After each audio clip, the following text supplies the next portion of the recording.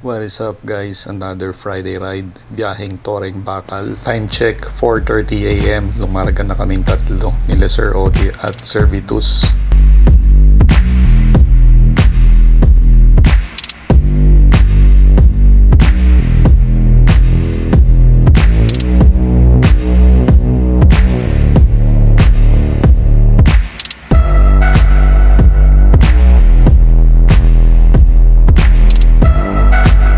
On our way to Wadi Hanifa, inabutan kami ni Brother Rex and Darwin. Exactly before 5 AM, we're at Wadi Hanifa na.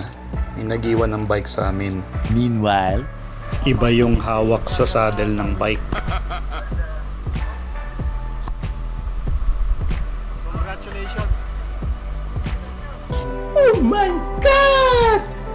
Wow! She's the real owner of that Pardos bike.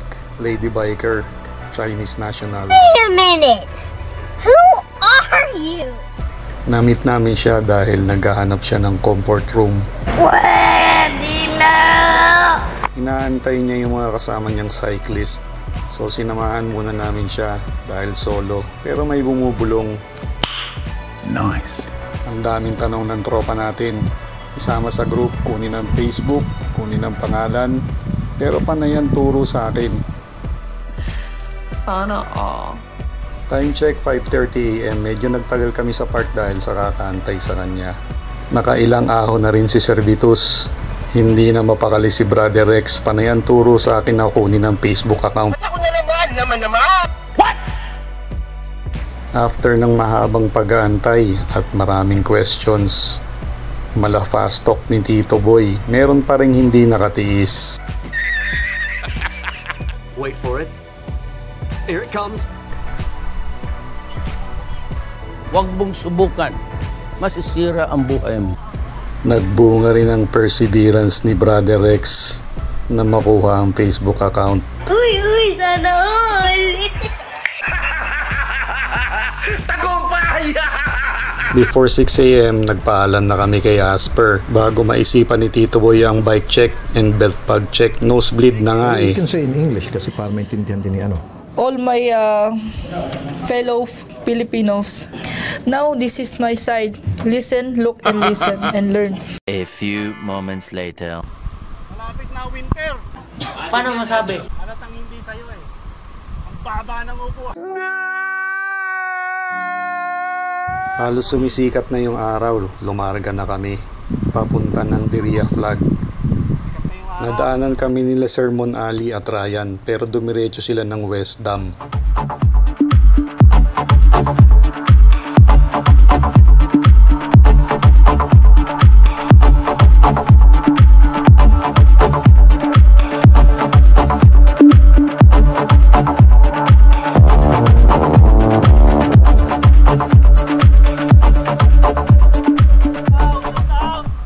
Mayaw, kamusta na yung mga dalagang bukid mo dyan?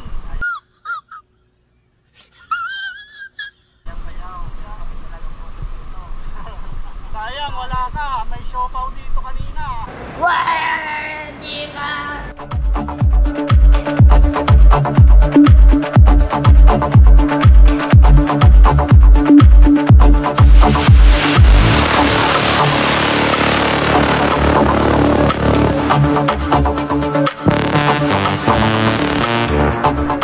After namin lumagpas ng Diriyah Flag, hindi pa rin namin malaman kung saan ang ruta. Bakal, kayo, bahala kayo. Minsan ako, susunod lang ako sa inyo. Nung kailangan kong gawin upang malaman mo.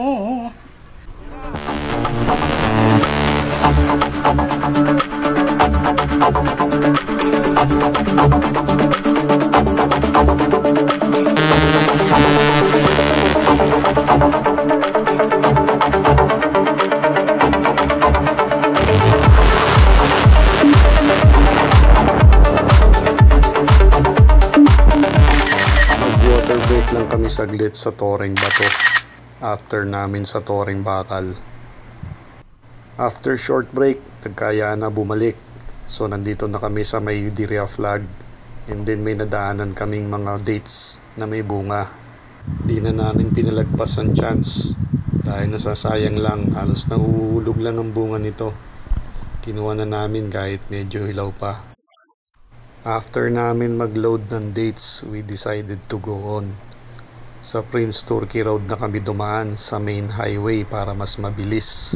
A few moments later. Tolis, tagilid yung padjak mo ah. Tagilid yung padjak mo. Bumigat yung bulsa mo, puno ng dates.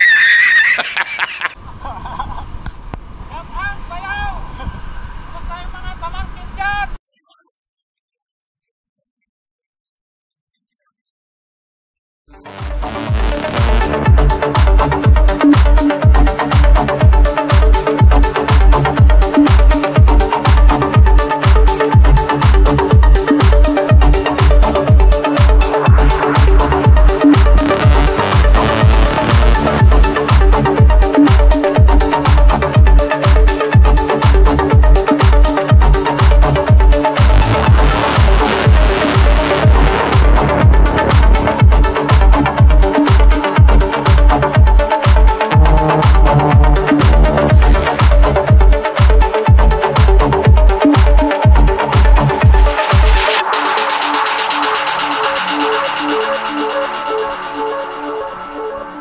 Nag-rest lang kami sa Wadi Hanipa Park saglit and then lumarga na ulit.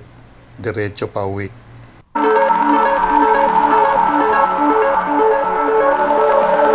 Naka-aero position na si Rex, bumubuelo.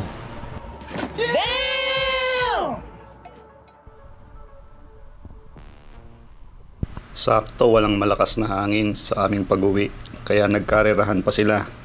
Bago dumating ng roundabout, nagbanatan. Kami naman, nagpaiwan na. Yan daw ang finish line eh.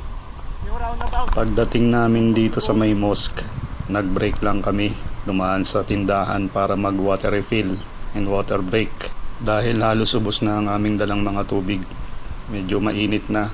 Time check, 8:30 AM. Immediately, after water break and water refill, umahon na kami dito sa Maiksing Ahon. Hindi na kami dumiretso papunta ng Ritz-Carlton.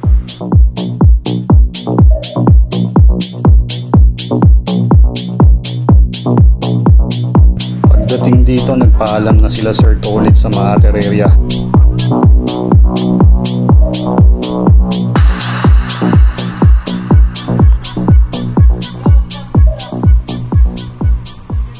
Nagpalamig lang kami saglit dito sa may bus stop dahil sobrang init na sa labas.